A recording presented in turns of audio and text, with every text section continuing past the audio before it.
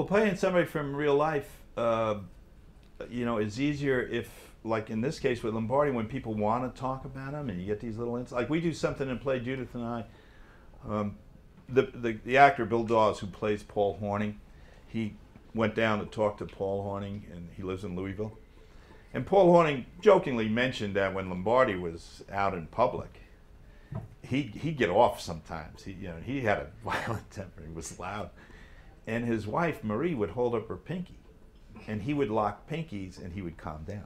That was the signal, like, Vince, yes, dear. And he went down. So we thought it was a cute story and everything. And then I had dinner with Sonny Jurgensen and Sam Huff, both of which played for Lombardi.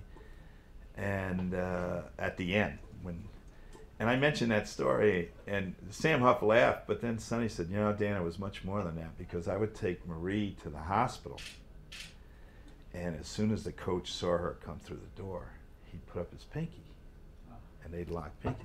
So I went and told Judith that. We found 3 places in the play where we locked pinkies, and Tommy, our director, said, geez, that's nice. Where did that come from? We told him.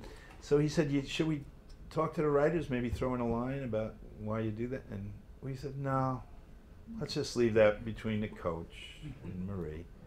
And Tommy, being a good director, goes, you're right, for the people who knew him. Well, Sonny I had dinner with before he came to the show, and he was like, oh, you look like him, I know your coach, this should be good. So the night he comes, the show's over, he's crying his eyes out, and I'm like, you know how actors are, oh, I must have been great tonight, Make Sonny Jurgensen cry. And I went over, I said, well, I'm glad you liked it. He goes, oh, I knew you'd be okay. It was her, she got me. And he was crying because of it. And he said, when she locked your pinky, I lost it. So, there's a kid in our play who didn't know who Burt Lancaster was, so I started giving him old films, and his whole performance started to change for the better, because he was, and then I made the mistake, I gave him James Cagney, and he went, you're stealing everything. Like Charles Durney and Jack Klugman will never come up to me after a play and say you're good or bad. Jack will, especially Jack, he'll always come up and go, Dan,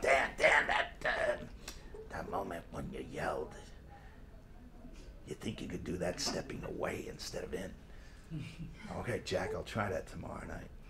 And I'll say, why? He says, it'll show that you're mad, but you also fear him. Now it didn't work, but the note about I feared him even though I was mad, screaming at him, I found something else later on. So, and Charlie's really tough. Charlie always comes to play, and when it's over, if he likes it, he'll go, another 20 years you'll be inactive. Another 20 years you'll be inactive. And then he saw me do a play with Jack Klugman. Jack was 85 at the time, Charlie was 84. Charlie's 3 Academy Award nominations, 2 Tonys, 2 Emmys. And when the play was over, he came up and he said, another 10 years you'll be an actor. So I looked at him and I said, are you an actor yet? He said, I'm getting damn close.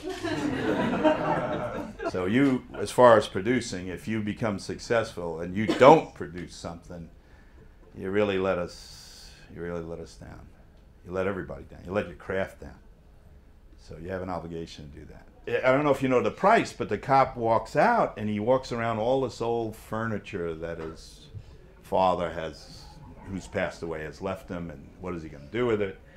And then the wife comes in and they start talking about it. Well, the director, very good director, Bob Kalfin, been around a long time. He had me walking around for like 5 minutes. And I went, Bob, can't we cut this down? He goes, oh, you never worked Miami. I'm like, yeah, so? He goes, you're going to need it. And I look over at Jack Klugman. He goes, Jack said, you're going to need every second. So, all right. Now, Judd Hirsch was there doing art, and Judd's an old friend. So after rehearsal, we went to see him in the play. We went out, and I said, Judd, I got to be walking around 5 minutes. And I don't understand. He goes, oh, you'll need more than that. And I'm like, and nobody will tell me what's going on. So, we get to open it, and it happened every night. I'd step on stage, and you'd hear loud, Who's he? He's the guy on that show with the kid, you know, the kid. And you hear, oh, the retarded kid? No, the other show. And they'd argue what show I was in. And opening night, Jack doesn't come on for 20 minutes, so but he's in the wing, waiting, watching. And I duck behind the bureau and I look in the wing and Jack's going, eh? And they did it every night. Matter of fact, I'll tell you the best acting lesson I ever had. We were in college and she took all the females, gave them a monologue, and then she got the males and gave us this monologue. And she had us come in and do it. It was the worst thing I ever read. Well, lines like, nothing looks as dead as the dead. Did you ever walk the earth in another man's shoes? Every cliche in the book. Ugh. I got out about 3 sentences, and she had this cane, and she banged it, and she says, Mr. Lauria, stop embarrassing yourself. Sit down, please. You know, and we were all bad. And Bruce Connolly, I remember, he said after it was over, he said, Miss Welsh, it's so badly written. And then she pulled the curtain apart. She had the old film projector, and she showed Tyrone Power doing the same lines. And it was great. And she says, the difference is Mr. Power is an actor, and you all became critics. And I said this 30 years ago, and I'll say it now. When I'm 85 and you walk into a restaurant and I'm your waiter, don't feel sorry for me. I'll have a flyer for a play in my back pocket.